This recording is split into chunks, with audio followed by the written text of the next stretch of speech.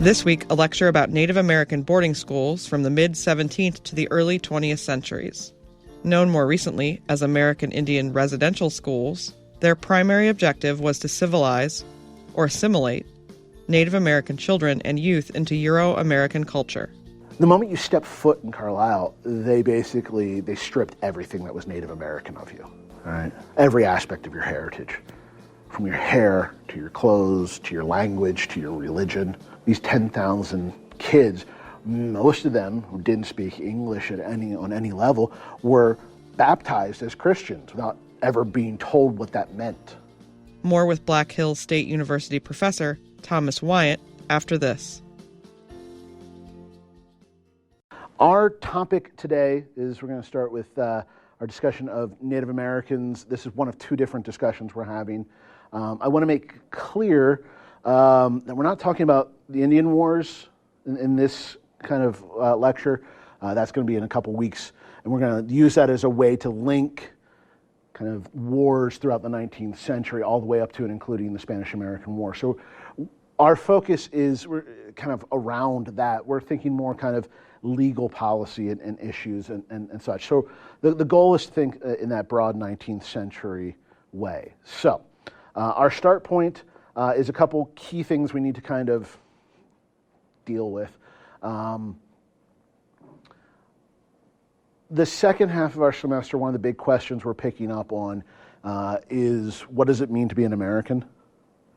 Right? And who can claim to be an American? That's one of the big questions that's going to kind of take us through the end of our semester into as we deal with the 19th century. So in upcoming weeks, we're going to talk about immigrants. We're going to talk about kind of the progressive era and things like that. But I think this is a good start point to think about who is claiming American status and what does that mean.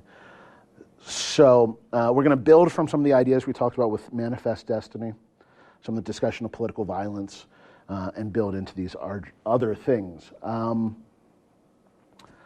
Couple key concepts that we need to deal with. First of all, is settler colonialism. Have you heard that phrase before? I see a couple yeses and a couple no's, some heads kind of bobbing every which way. Okay, when we talk about settler colonialism, let me give you kind of a general definition here. We're talking about colonialism that seeks to replace the original population. So colonialism that seeks to replace the original population with new settlers. Hence, settler colonialism. And this is done in a couple different ways. One way is through kind of depopulation, right? An intentional effort to remove either physically, physically take them to another place, remove, or to exterminate. Depopulation, right? A second way that settler colonialism functions is through assimilation, right? Getting the previous population to transition into membership in the new population. And there's a third way, right? The recognition of a previous population as a unit within this new organization. We're not going to see that nearly as much. We're going to see the first two more in our discussion today. So settler colonialism, we need to kind of keep in mind. Second big thing we need to think about is the frontier. And what is the frontier? How does it function? And for that, we're going to deal with Frederick Jackson Turner. Right? In 1893, Frederick Jackson Turner, as a historian at the University of Wisconsin, delivered a lecture about the frontier. The Census Bureau in 1890 had said there was no longer a frontier, and one of the things that Turner wanted to talk about was what the frontier had meant in American history. And he essentially argued that America doesn't exist without a frontier, that America's existence is directly tied to this notion of a frontier. But what is a frontier is, I think, a fantastic question. And in Turner's construction of this, basically the frontier in American history has always functioned as basically a colony. The same way overseas colonies had functioned for European powers, this is how the frontier functioned for the United States. It was a place for raw materials to be produced, a dedicated market to export finished goods. But more importantly, it was a safety valve. Right? People disgruntled at home would move to the colonies. Well, in the same way, people who are disgruntled on the East Coast would move to the frontier. And in that process reproduce kind of what it meant to be America. And so you have this kind of contiguous colonies thing that's kind of right up close to it. And what makes the American frontier different than some of these other colonies is that there's this constant integration of the frontier into what's called the metropole, into the mother country itself. And so that's an important distinction. But Turner doesn't necessarily see the frontier in purely positive lights. He sees it as an important space for the recreation of what it means to be American. But he also says, I want to quote a piece from him. He says, the democracy born of free land, and by this he means kind of the frontier is a space where no one has claimed this land, which is not true, but like that's the conception. The democracy born of free land, strong in selfishness and individualism, intolerant of administrative experience and education, and pressing individual liberty beyond its proper bounds, has its dangers as well as its benefits. So from Turner's perspective, the frontier is an important location and it's necessary for defining the American character, but it's also a place that has generated a very unique vision of what it means to be American, right? And one that is very much tied to very kind of brutal and violent realities, right? So that's important for us, right, in terms of thinking about Native Americans and that connection. Because again, in Turner's vision of the frontier, it's free land, it's open space. So he's conceptualizing it as a space without people already there. Okay, the third thing we need to think about are ideas in the 19th century about social development. And for that, we're going to turn to Lewis H. Morgan, who wrote a book in 1877 called Ancient Society. The title is, it's a 19th century book, so like the title is like forever long. We just call it Ancient Society.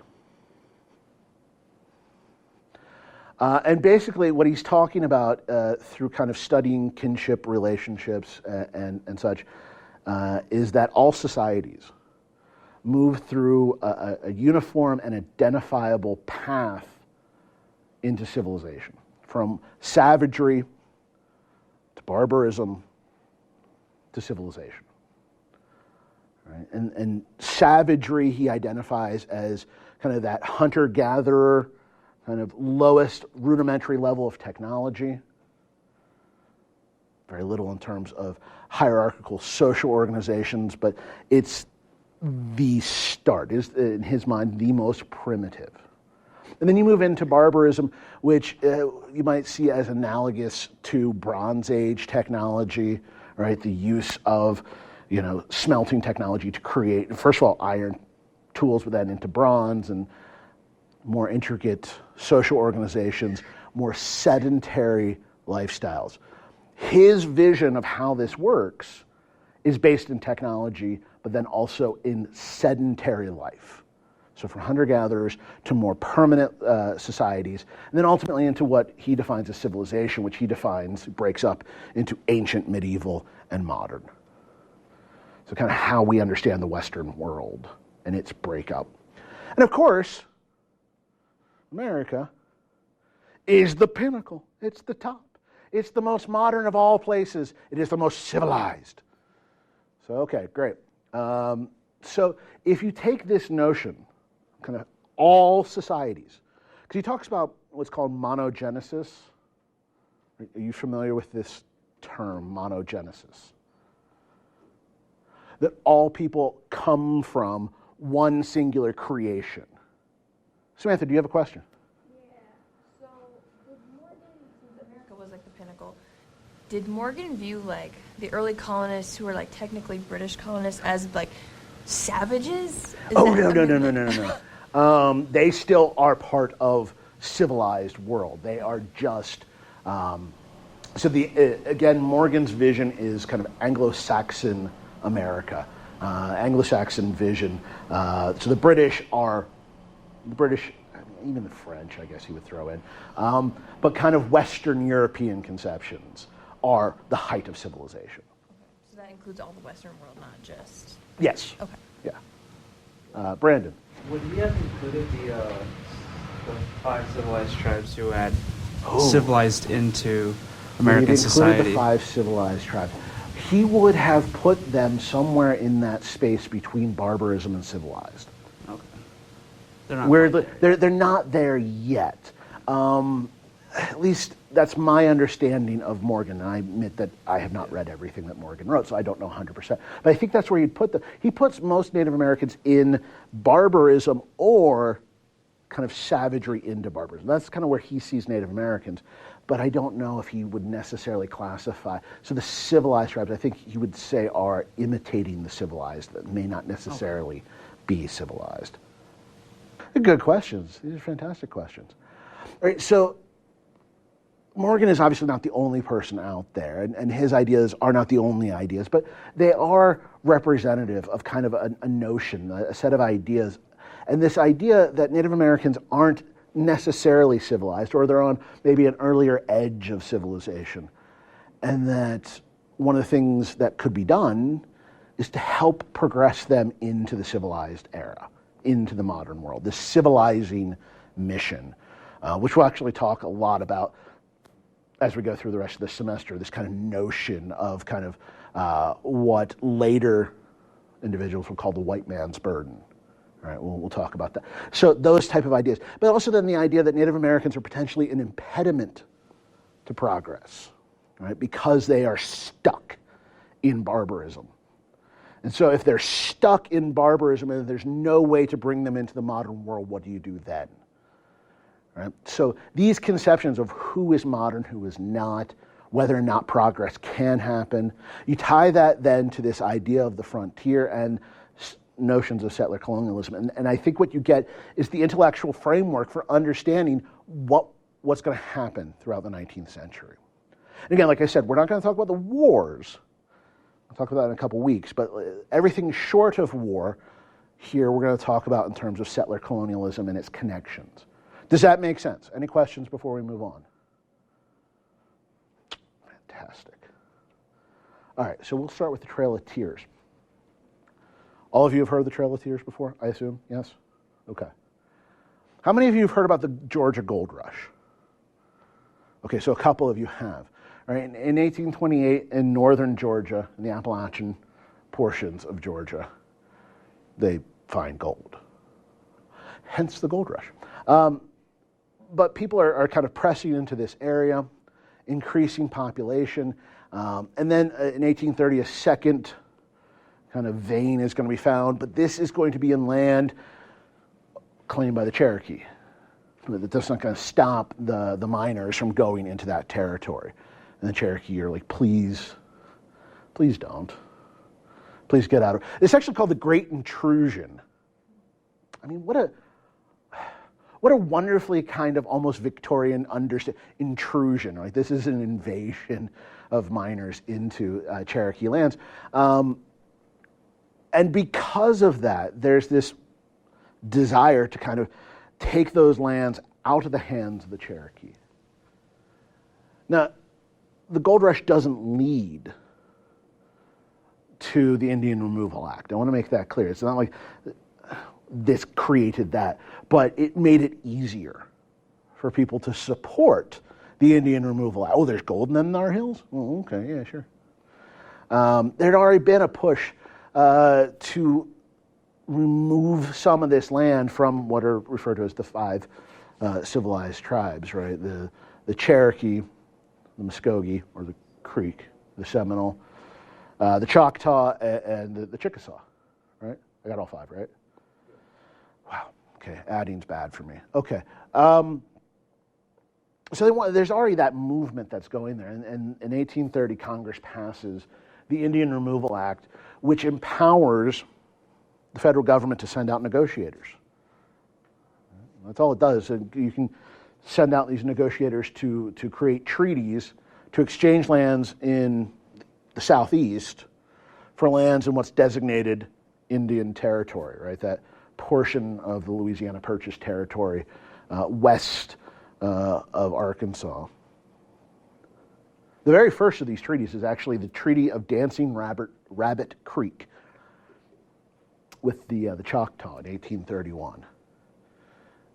And so they signed this agreement to move from basically Georgia to Indian Territory.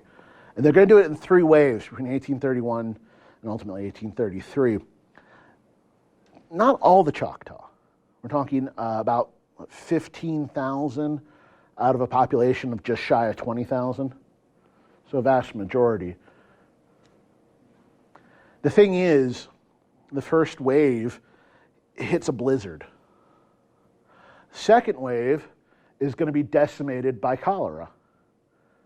And all 3 waves are going to face significant supply shortages and kind of general incompetence on the part of the federal individuals who are leading this process. So that all said and done, something like 2,000 to 4,000 people are going to die in the process of moving. And it's actually in this Choctaw removal that we actually get the first time people use the phrase Trail of Tears. But that's the first, that's the start point. There's an effort actually to get a treaty with the Seminole in 1832, and what they do is they send a negotiator down to the Seminole, and the Seminole are like, we're not so sure how we feel about this land in Oklahoma. Can we send some people to check it out? And so they do. Yeah, sure. And so they go to Oklahoma, and they come back, and the thing is, there's this report that supposedly these Seminole leaders signed, saying, oh yeah, this land is terrific and wonderful and amazing, except for none of them actually signed it. And so when the Seminoles say, well, then we're not moving, the U.S. government says, well, yes, you are. You have to. And that's what is going to lead to eventually the Second Seminole War in 1835. But again, that's a couple of weeks from now. We'll talk about that. But so you get some people who are going to fight back against removal. But I think what's interesting when we think about the Cherokee's response to this whole process is perhaps the greatest example that they've at some level assimilated parts of white culture, right? They've taken bits and pieces and said, like, well, if you're going to make us do this, let's do this. Brandon, you look like you're like, nope, that's not. No, didn't they also have white supporters? They do. The Cherokee have white supporters. That's what benefited them? Yeah, so the Cherokee actually have a number of people that are on their side in this process, right? So in the early 1800s, Georgia ceded a large portion of its western land claims to the United States government, which basically is going to encompass Alabama and Mississippi. And then in that process, the Georgia gives up its land claims, but the Cherokee don't give up their land claims. In 1825, they basically create a new capital, and in 1827, write a constitution. I mean, if the whole point is Native Americans need to assimilate into white culture, I mean, the fact that the Cherokee have done exactly what whites have said do, and doesn't seem to matter, seems to be a big deal. They actually passed a law in 1828 saying that any member of the Cherokee Nation that signs some sort of removal agreement or land claim agreement without the approval of the council has committed treason against the Cherokee Nation. And so they've got this figured out, right? So when the Indian Removal Act comes along, they're already set and ready to go.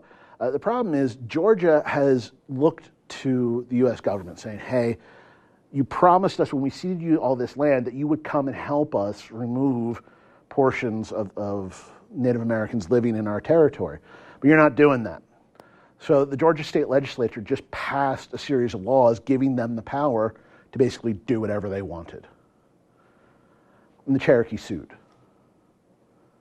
In 1831, it goes to the U.S. Supreme Court, at which point the U.S. Supreme Court says, we're not going to hear your case, which I've always loved.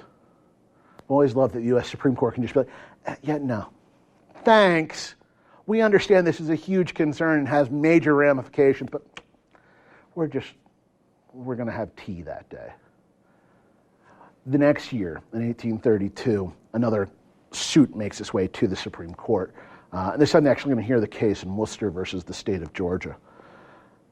And the Supreme Court actually sides with Cherokee in this, at least on some level. And basically the ruling here is that the state of Georgia doesn't have the right to pass these laws and that, affect the Cherokee, because the Constitution is quite clear that when it comes to the phrases Indian affairs, only the federal government has that authority. So Georgia's attempts to kind of control the Cherokee violate the Constitution. Now, President Jackson's response to this is basically, cool, don't care. There's the famous, the thing, this idea that he said, Marshall has made his decision, let's see him enforce it. Is that what you were going to ask, Brandon? I was going to ask you about that. Wasn't that his response to it? Well, so there seems to be no evidence that shows him actually saying this. Now, could he have said it out loud and no one wrote it down? Yeah, entirely possible. But we don't have any documented evidence, as far as I've been able to find, that says that he said that specifically. But the sentiment is there, right? The sentiment of, I don't care. And on some level, it's not so much that he's not going to enforce the ruling. It's just that he's not going to side with the Cherokee. Right? The Supreme Court has sided with the Cherokee. You can't remove us in this way. But there's still the Indian Removal Act that Jackson supported, so he doesn't really have a problem. But it all gets really kind of interesting because 1832, remember that Jackson basically declared war on South Carolina over the nullification crisis. So, it's a busy year for him. Right? What ultimately ends up happening is in 1835, a treaty is signed with a faction of the Cherokee. Basically, the whole thing is after the decision from the Supreme Court, and it seems like they've won, but this doesn't look like the federal government's going to care. A rift begins to develop amongst the leadership of the Cherokee. Some saying, well, it's inevitable that they're going to force us to leave. So let's get the best terms we can now. And another group saying we're not leaving under any circumstance. And what happens is the group that ultimately is in favor of leaving, at least on the best terms they can get, sign a treaty in 1835. And even though that would technically be an act of treason under the Cherokee Constitution, right, under their law, the U.S. government says, nope, you signed this treaty, off you go.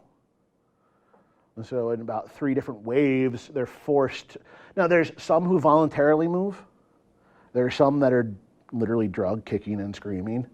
All right, so it's an interesting mix, about 16,000 or so. And again, about 2,000 to 4,000 are going to die along the way. Now, you would think after thousands of people have died in a process of forced removal, the federal government would go, you know what, let's not do that again. You'd be wrong, because in 1864 they're going to do it again. In 1864 they're going to do it again. And now some of this has to do with the Civil War itself.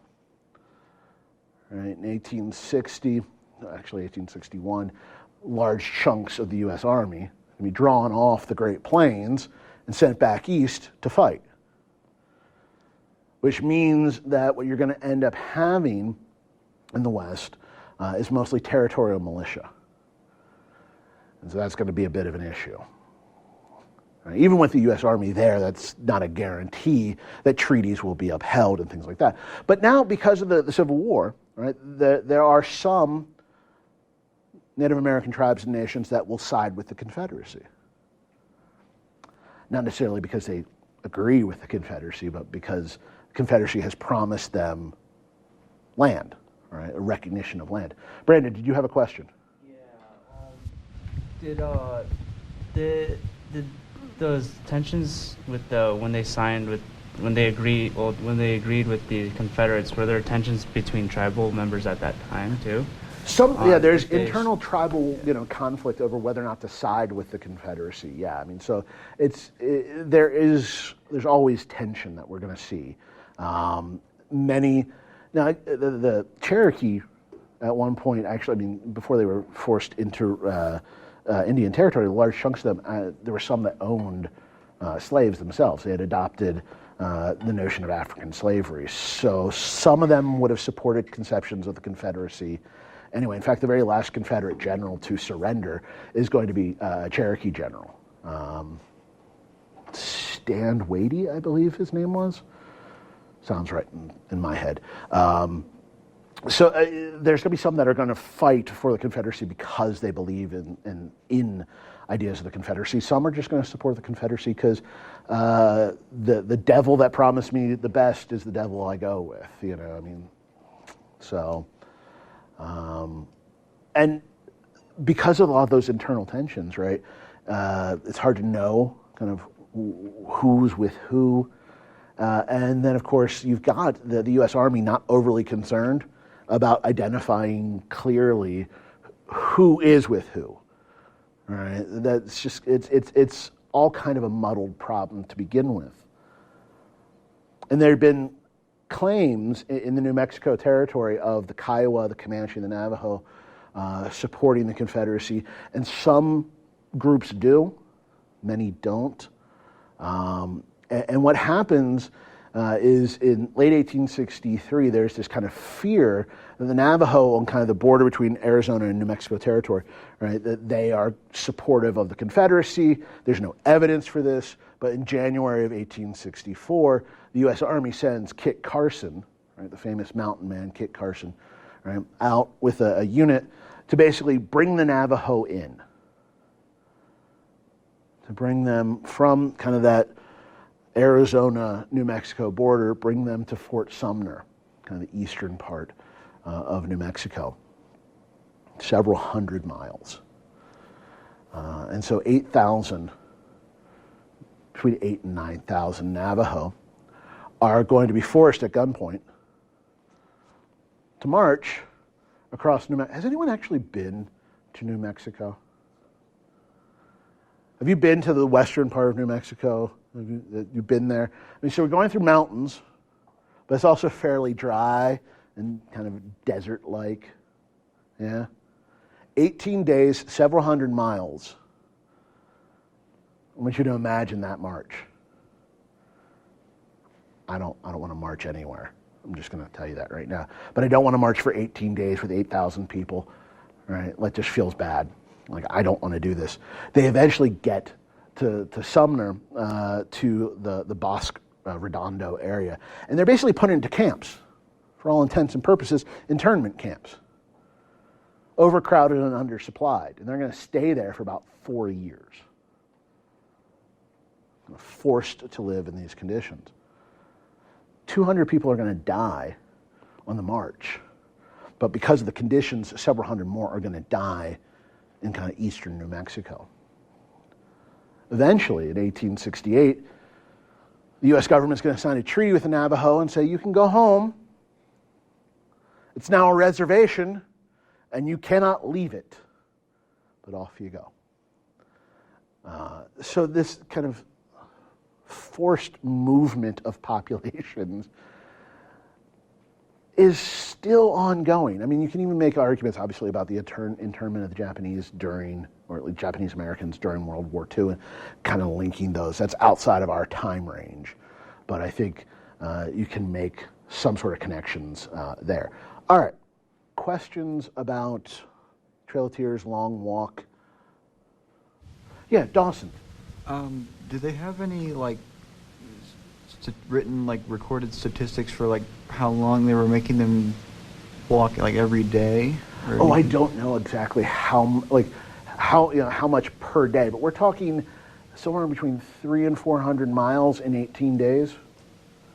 So I'm not a math magician, but I'm pretty sure someone can figure that one out. So, Samantha?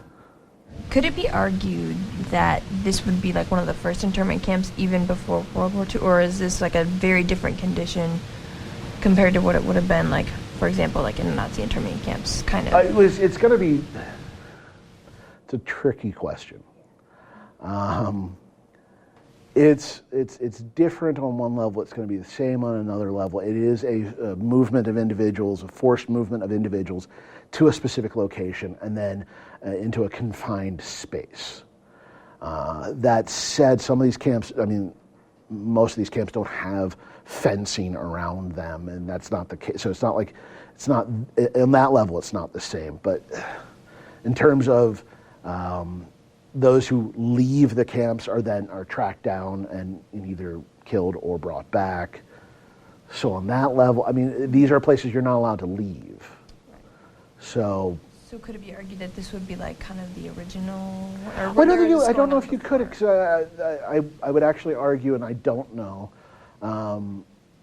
but I'd imagine colonial powers have been using concepts like this prior to the 1860s, and I imagine that even during things like the Crimean War, there may have been aspects of this. I mean, so we're talking, who knows? I don't know off the top of my head exactly when that begins, but the idea of moving a population, and at least in a time of war, it seems like it's not a new concept, but I don't have specific dates that could give you otherwise. Sorry.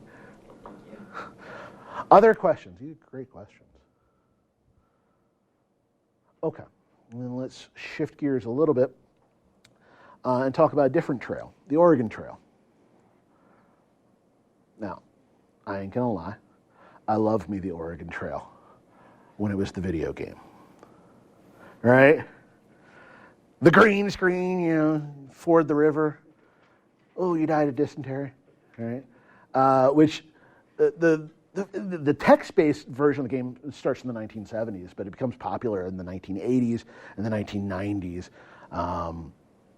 Right, and so it's this, you start in Independence, Missouri, and you're supposed to lead your party to the Willamette Valley, crossing various rivers and problems along the way, right? Broken axles and all kinds of fun things, dying of cholera and dysentery.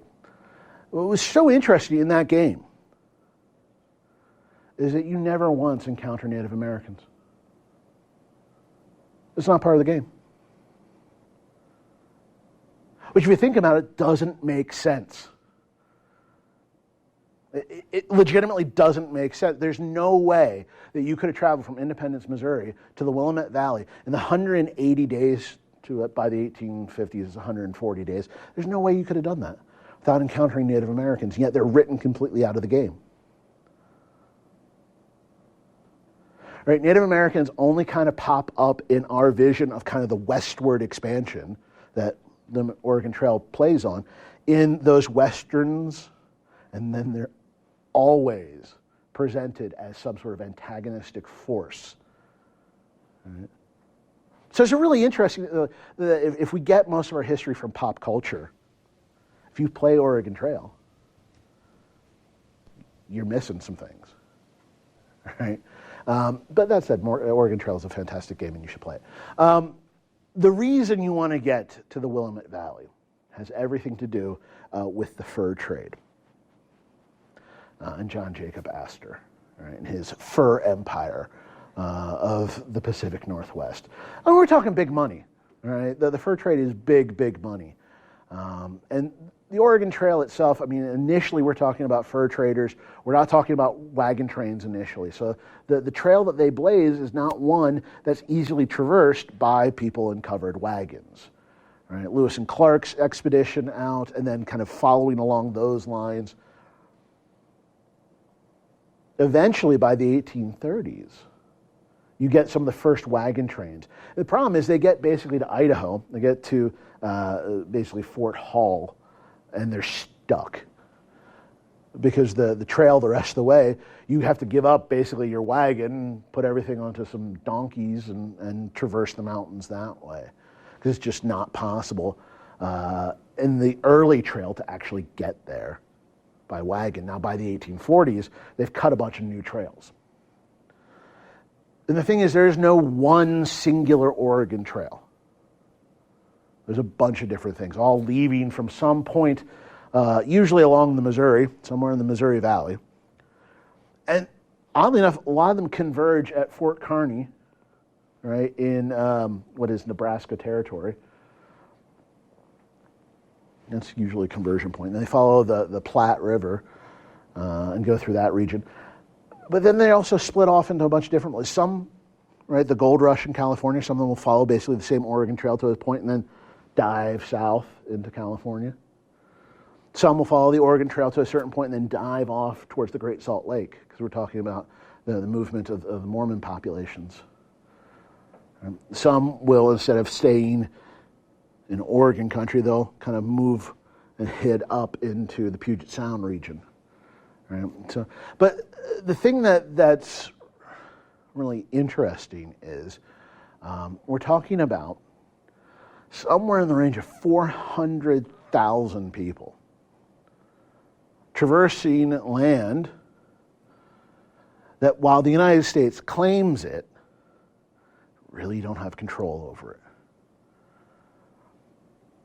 And those 400,000 people, they're going to encounter Native Americans. It's going to be part of how they get across that territory.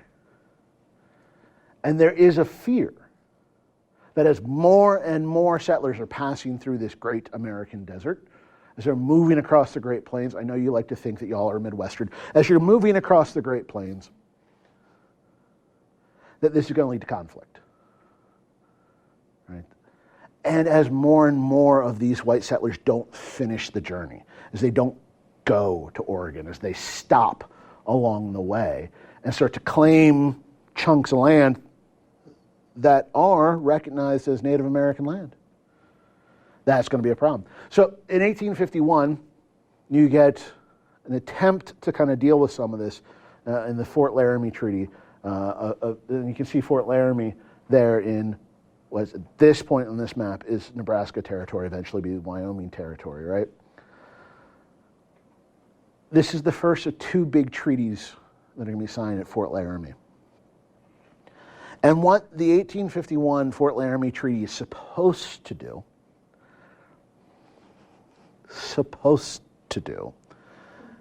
is recognize Native American claims, land claims in the region, right?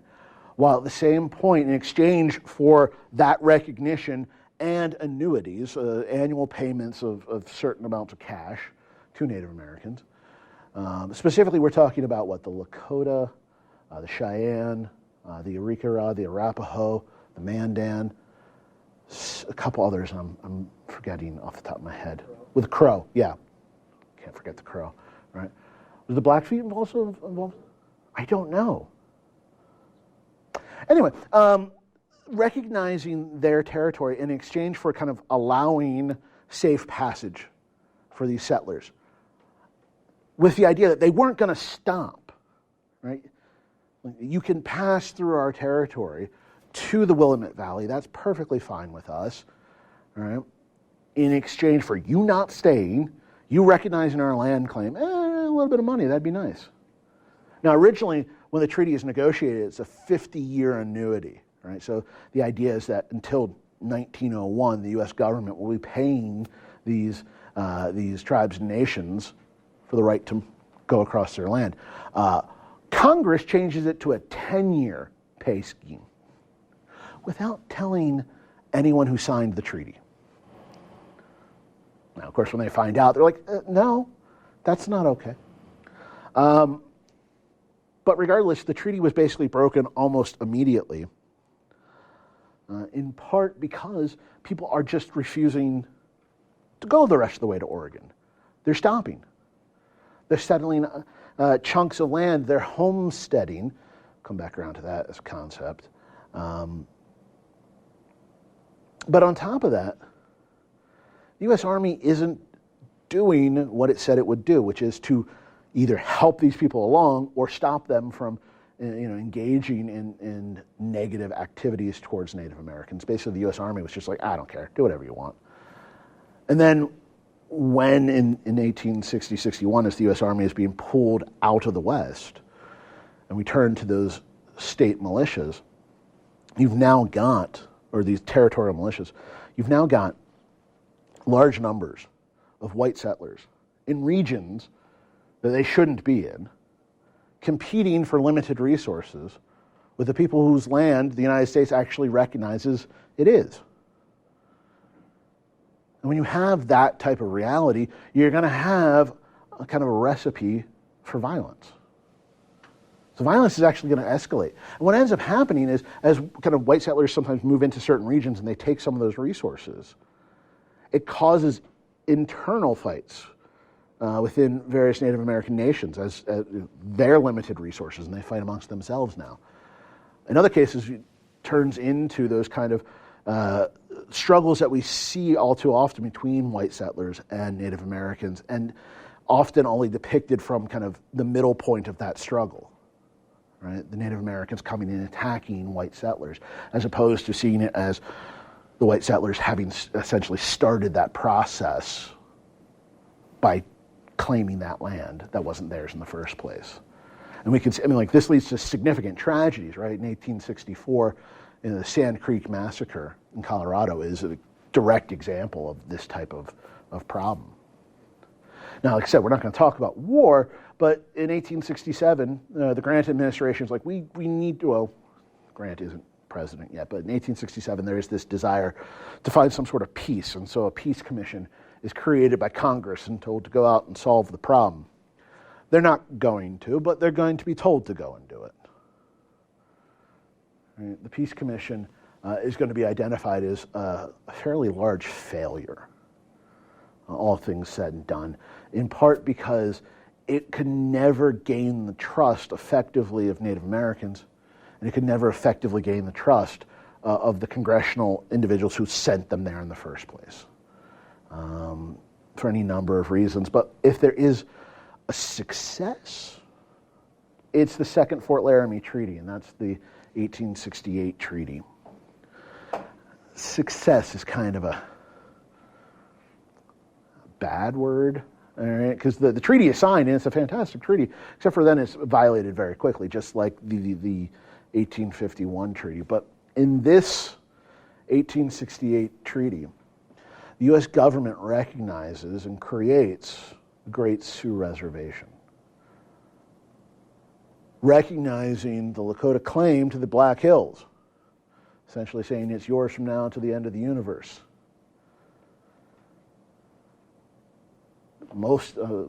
All of West River, South Dakota, is part of the Great Sioux Reservation. The treaty is also going to say that they're going to close down the forts along the Bozeman Trail. The gold had been found in Montana, and so there'd been an attempt to go out towards Bozeman and find the gold, and they say, "Oh, well, we'll close down those forts." They don't, but like they say they're going to, and they're going to recognize and defend and protect, the boundaries of the Great Sioux Reservation. They don't. 1874, gold is found in the Black Hills. Yay. You notice like everything kind of has a connection back to gold being found. Gold was found in Georgia. Ooh, problem. Gold was found in California. Ooh, problem. Gold was found in Montana. Ooh, problem. Gold was found in Colorado. Pikes Peak. Ooh, problem. Yay. It's almost like there's a theme. So they found gold in 1874, and basically, the Custer expedition finds this gold, and okay, this is a whole big problem. And rather than trying to keep white miners out of the Black Hills, which they are supposed to based upon the treaty, the U.S. Army is just like, yeah, okay, go ahead. Do your thing. And between 1876 and 1889, the U.S. government just unilaterally changes the Fort Laramie Treaty. Just on its own, just changes it without getting the approval of anyone else involved. Eventually, just claiming the Black Hills. Now, in 1980, this issue was resolved is a strong word, so we're not going to use it. Was taken up by the U.S. Supreme Court, right, in U.S. versus Sioux Nation of Indians, in which the Supreme Court recognized that unilateral changing of the treaty those actions taken by the federal government were wrong. And the taking of the Black Hills was wrong. The U.S. government had violated the treaty. It was wrong for them to do it. And so the Supreme Court ruled in favor of the Lakota, giving, I believe it was initially, $30-something million, $35 million, and then an additional $105 million on top of that, basically to pay for the value of the Black Hills so that the U.S. government will have bought the Black Hills. To this day, that money has not been touched. How much money do you know off the top of your head, Brandon? It's over $4 billion. It's somewhere in the range, it's several billion. It's increasing every day with interest. And there's no real desire to take, because the thing is, if you take the money, then you're saying, yes, of course, it's perfectly all right for the U.S. government to have taken this land. I know there was an attempt at one point where the Lakota president wanted to get the money, but he was immediately rejected. Yeah, there's been a couple, actually, from what I understand, there's been a couple times where there's been, well, maybe it's okay at this point to take the money. But there's this strong argument about never taking the money because that's then retroactively excusing the action that was taken. And so there's this, it was when I first moved out here, I didn't realize kind of this notion about occupied land and how important that still is to kind of culture here in Western South Dakota. I didn't realize, as I think many of us, unless you've been here for a while, you don't see it. Samantha, yeah. Wasn't there an attempt to keep white people out at one point, like with Fort Stockade? They pulled all those people out and stuff. Was there kind of an attempt in the beginning to keep people out with that? Yes. How I don't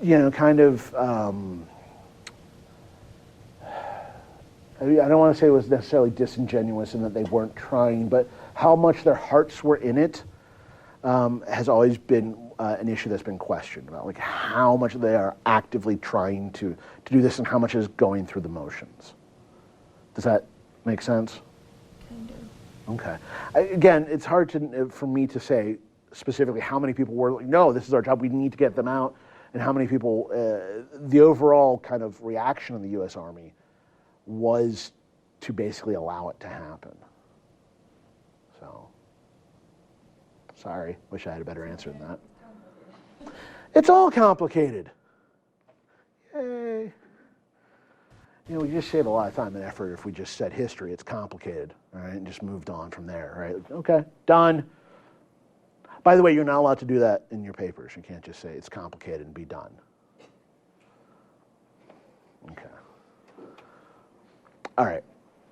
Last part we want to talk about, the last kind of movement, has to do with acculturation and assimilation. So the first stuff we were talking about is more kind of this question of depopulation, right, and settler colonialism. We want to focus now on this transition into more of acculturation and assimilation as part of settler colonialism.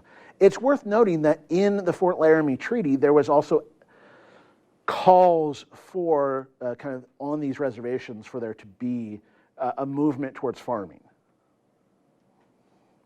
How serious that was, it's still a good open question, but that becomes kind of this key component, right? Since the 1840s, the way the United States has really kind of sought to occupy its territorial lands has been through this notion of homesteading. Right? And it's important to realize when we talk about homesteading, it's based on a really important idea that unowned resources can be claimed by individuals who will then use those resources. And we're largely talking about land here. But again, notice it's unowned resources. So whether we're talking about the settlement in Kansas, right, kind of that homesteading process, or the 1862 homestead law that gets passed by the United States government, it is this idea that there's this unused resource, that this land is not being used, or at the very least, not being used appropriately. right? So this gets back to what Turner was talking about in this kind of free land idea, this kind of open space. And so in 1862, the federal government actually passes a law saying that if you move out to this territory, you make a claim of 160 acres, build a house, farm that land for 5 years, you can get title to that land. Now, 160 acres, where I'm from, back east, that's a sufficient amount of land for a subsistence farm. Out here, not so much, right? Just because the water resources are so limited in parts of the Great Plains. Brenda, did you have a question? Did the general public out east understand how dull the soil and barren this place was? No. So In large part, they didn't really, and so they understood on one level, right? Because they call it the Great American Desert, and they understood that it was very difficult to find necessary water resources. But there's also this kind of idea that 160 acres, anyone can make a good farm on 160 acres, not realizing, when you ask, where will the water come from? Well, you'll find it. No, you won't. Because they don't understand, because many of these people, the policymakers themselves, don't come out and see and survey, and they're relying on second-hand, third-hand reports, or they're just drawing lines on maps, and they're not really understanding. If you go to parts of Indiana, Illinois, even western Ohio, they are fairly flat.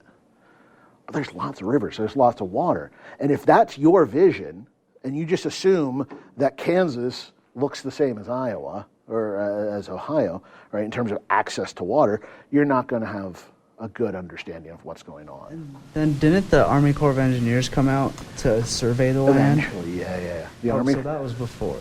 So the Army Corps of Engineers is surveying ongoingly.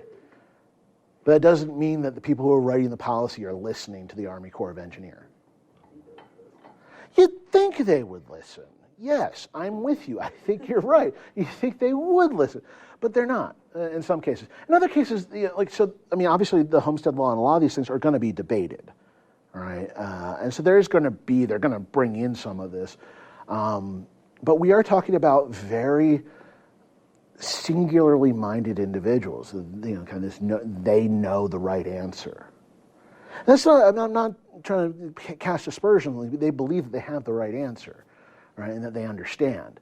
And unless you have traveled significantly in the United States, even today, it's hard to know how different regions of this country are. So yeah, they just didn't understand. I think they just didn't understand. And some of that also, the Army Corps engineer in some cases are maybe in the mountains, so they're too far, so they're not really doing stuff on the plains, so there's any number of reasons for why they might not be listening to those reports. So, Jericho. Could have also stemmed from like a Eurocentric view from like Europe. There's a lot of different places. Well, I think some of this could come from, yes, a Euro-American perspective.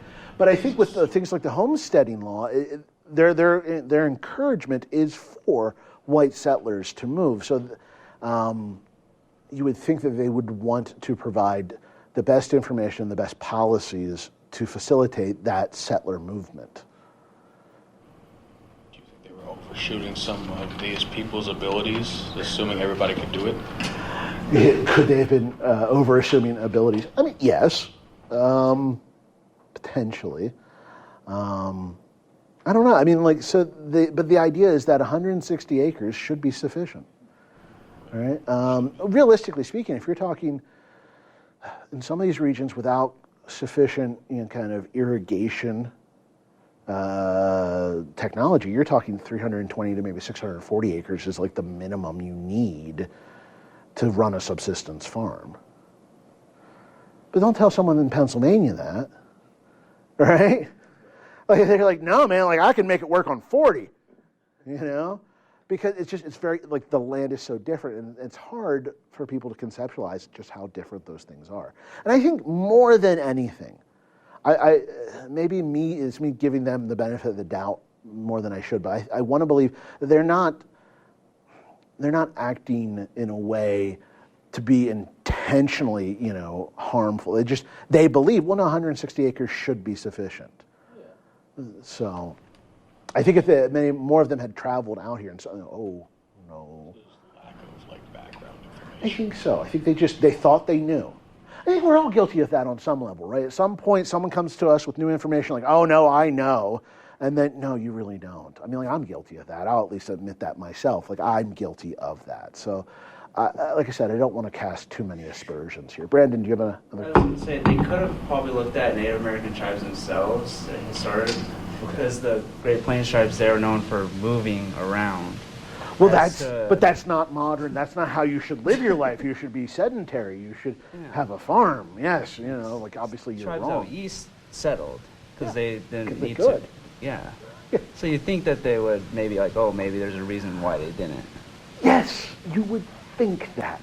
You'd want to think that they would be able to, there's a reason for it, but they don't, because they believe they have the right answer.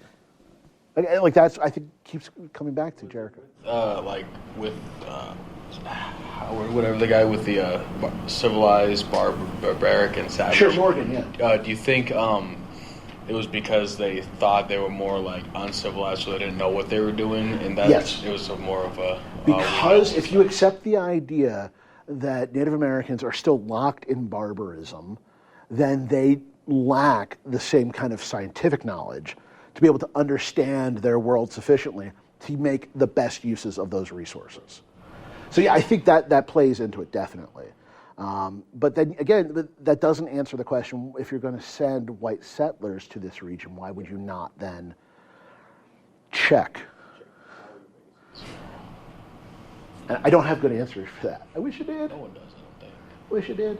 And you can actually see, again, some of this, them playing out, so that in the Dawes Act in 1887, right? Again, kind of this idea of creating 160-acre plots, taking the reservation lands and moving them from communally owned lands to privately owned lands, right? To individuals owning those chunks of land. And Dawes himself had talked about, his quote was the need to adopt the habits of civilized life. Right? That's really the problem. Really the problem here is that Native Americans just aren't civilized, and that if we make them farmers, everything will be fine. And what's really interesting here is 1887, we're in the Gilded Age, kind of into the progressive era, in this, again, this question of what is an American and how does an American function, right? And this idea of the yeoman farmer as kind of the quintessentially American idea. There's also kind of the strong emphasis in capitalism. And if you have communally owned land, that's not capitalist. But privately owned land, private ownership of the means of production, that enhances and expands the capitalist world, and therefore this is good. Capitalism is the modern thing. So, Dawson. These plots of land, in mind, were they, or did they also have a certain method of farming in mind? Was it like crops or like livestock? Yes, they did. And largely, their vision is kind of farming as opposed to ranching. And they actually would send out scientific data for how to farm. And most of the scientific data they sent was just wrong.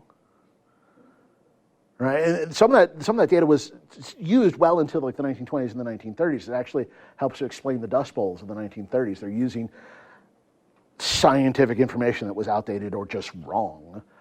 So yeah, they had a vision of kind of, if we think just kind of the Great Sioux Reservation, which then gets divided up into smaller reservations, that they would just be just plots of farms as far as the eye can see, without really kind of looking around going, that's not going to work in some of these places. Again, they believe they have the answer. They believe they have the answer. And so they're trying to make that work. And so you have this idea, every head of household will get a chunk of land, and every household will have a certain amount.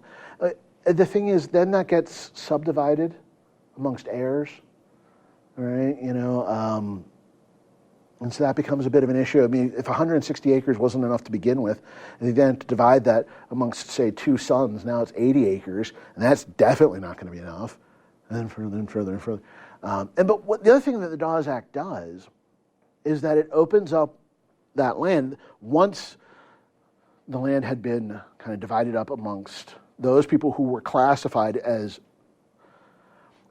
sufficiently Native American to receive a plot of land, because they start defining who is and who is not Native American. Right? How much blood do you have to have in order to be, well, full-blooded versus mixed-blooded, and kind of what percentage? Oh, they get kind of, it's kind of a little bit of eugenics creeping in there, and it's a little worrisome. But once that happens, then they take a large chunks of the remaining land and open it up for sale to non-native settlers. So white settlers could buy these chunks of land from 1887 until, say, 1934, right, in that kind of span. The Dawes Act takes Native American-owned land from about 138 million acres down to about 48 million acres.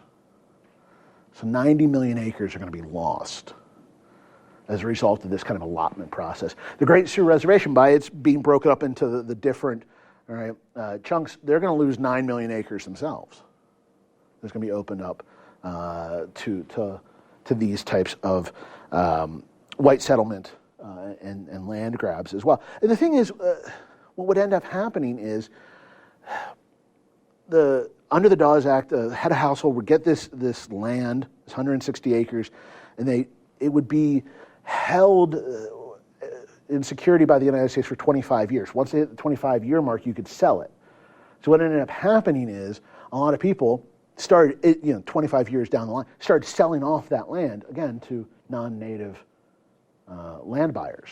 So even the land that had been divided amongst Native Americans is now going to be gobbled up by white settlers as well. So like the whole process shifts in that direction.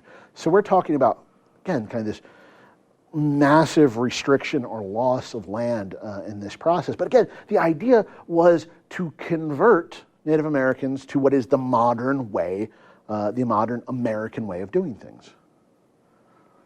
And so that's this whole process of assimilation isn't just something that's happening amongst Native Americans with Native Americans. We're going to talk about this next week when we talk about immigration. Right, and this process of how does one become American, right? And we're going to talk about settlement houses in the Progressive Era, right? They're different, but they have very similar goals in mind as the boarding schools, right? The boarding schools that are going to be created in the late 19th century, the idea of them, well, I mean, Richard Henry Pratt gives us the idea, right? To kill the Indian and save the man. The idea that by teaching and immersing individuals in kind of the white middle-class American culture, you can erase the limitations created by being Native American and enter into the modern world. And again, what does it mean to be American? How do you get to that? In 1879, the United States Indian Industrial School opens in Carlisle, Pennsylvania. Sometimes it's just called the Carlisle School. All right. And it's run by Richard Henry Pratt. Now, Richard Henry Pratt had been the commander at Fort Marion, I believe it was, Fort Marion in Florida. During the referred to as the Dakota War, or the Great Sioux War, however you want to define it, in 1876, right? POWs from that war, Native Americans were taken to Florida and held at Fort Marion. And Pratt was in charge of the POWs. And he got this idea in 1878 that if these POWs were trained in English and American culture, that they could then return to the Great Sioux Reservation. They could return out west and be emissaries for American culture. And so he actually kind of works with the Hampton Institute in Virginia, which was created in 1868 as a school for freedmen to be trained how to be American after slavery. Okay. In 1878, they started an Indian school version of this, is what they called it, there at Hampton. And then Pratt basically pitched this idea to Congress, and Congress was like, all right, cool, let's do this. And so they set up this school in Carlisle. And he goes over, and he is going to lead this. And from 1879 to 1918, about 10,000 Native American children are going to go through this school from about 140 different tribes. So I'm going to talk to a lot of different people coming through this. But initially, the starting group, the initial children that were brought to Carlisle, are the Lakota. And they're brought as leverage to prevent another uprising. Basically, we have your kids. You can't fight back because we have your kids. Wow, U.S. government, good job. Come on, right? Whew. The moment you step foot in Carlisle, they stripped everything that was Native American of you. All right? Every aspect of your heritage, from your hair to your clothes to your language to your religion. These 10,000 kids, most of them who didn't speak English on any level, were baptized as Christians without ever being told what that meant. So they're just kind of, everything about you has to fundamentally, you can't use your own name. They had like lists of names on like a board or a wall, and you had to pick one. And so there's stories of people basically just pointing at a bunch of symbols. They don't know what they mean, and that becomes their name. You were severely beaten if you continue to use the language of your ancestors. By the way, that became a resistance tool. Remember when we were talking about slavery and kind of resistance activities, right? So continuing to speak your own language became a resistance activity, right? Breaking school property became a resistance activity. Right? So they're going to fight back. Don't get me wrong. Like these kids are not acquiescing. But we're talking about really, really regimented life, quasi-militaristic life, uniforms and drills and all these types of things. And the Carlisle School becomes kind of the model for a bunch of federally funded, off-reservation schools. There's going to be 25, I think, at one point, in 15 different states and territories. That doesn't count the hundreds of schools that are going to be on reservations that are largely run by religious organizations. In 1891, Congress passes a law requiring the compulsory attendance of Native American children in these schools. They have to go. Right? And this law empowers federal agents to basically rip kids out of the arms of their parents and send them to these schools. Right? All of this as a way to force assimilation. The idea is once they've gone through these schools, once they've been immersed in American kind of white culture, once they've learned English, once they've learned skills that are necessary in the industrial age, they'd be able to return to the reservations and be emissaries for this culture. And of course, when they returned, they often found they were ostracized and rejected because they were no longer of that culture, or at least significant distance had been built between them. And we're talking about people coming back with significant problems, PTSD, right? High rates of depression. In these schools, we're talking really poor conditions. In some cases, the kids had to build the very buildings they were going to live in. Fantastic. Suicide rates were extremely high at these schools. Kids built coffins for their classmates.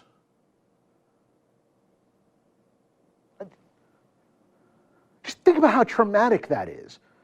I mean, not just for the person who has died, But the kids, like, oh yes, I'm building a coffin for my friend. Sexual abuse was rampant. Disease spread quite regularly and effectively and efficiently. Overcrowded and undersupplied. Tens of thousands of kids coming through this system. And what's so interesting is, again, this idea that they were supposed to go back to the reservation and they were supposed to then help bring the rest of their tribes and nations into the modern age through this new education that they've received. Many of them went back and used that education to fight. They went back and they filed lawsuits. They, now knowing how the legal system worked, they went back as lawyers and fought. They went back and they set up schools on the reservations to teach their language and heritage. You will not destroy us. So it has the reverse effect in some cases. But all of this is part of this much larger process, right? This whole notion that we started from, this settler colonialism idea. And what does it mean to be American? And how does that work? Because you have all these people now that fit certain aspects of what it means to be American, but are they American? I mean, again, you can go back to the 1830s and the Cherokee. They have printed newspapers. They have a written constitution. They've adopted slavery. They've done all the things that white people have said you have to do in order to be part of this society, but they can never undo one thing. They're always going to be Native American. They're never going to be white. And if that's the case, can they ever claim to be an American? Like I said, one of the things we're going to talk about the next couple of weeks is what does it mean to be an American. So we start here with Native Americans. We're going to talk about Americans by choice, if you will, next week, when we start talking about immigration and things like that. Are there any questions, concerns, issues at this point? All right. Well, groovy. Well, then I will see you next week, all right, and we'll pick up with immigration, and we'll go from there. Thanks, guys. Have a good one. Thanks for listening to C-SPAN's Lectures in History podcast. Interested in hearing more about history, literature, and public affairs? Check out Booknotes Plus. Taking the concept from Brian Lamb's long-running Booknotes TV program, the podcast offers listeners more books and authors. Booknotes Plus features a mix of new interviews with authors and historians, along with some old favorites from the archives. The platform may be different, but the goal is the same. Give listeners the opportunity to learn something new. Find it wherever you listen to podcasts.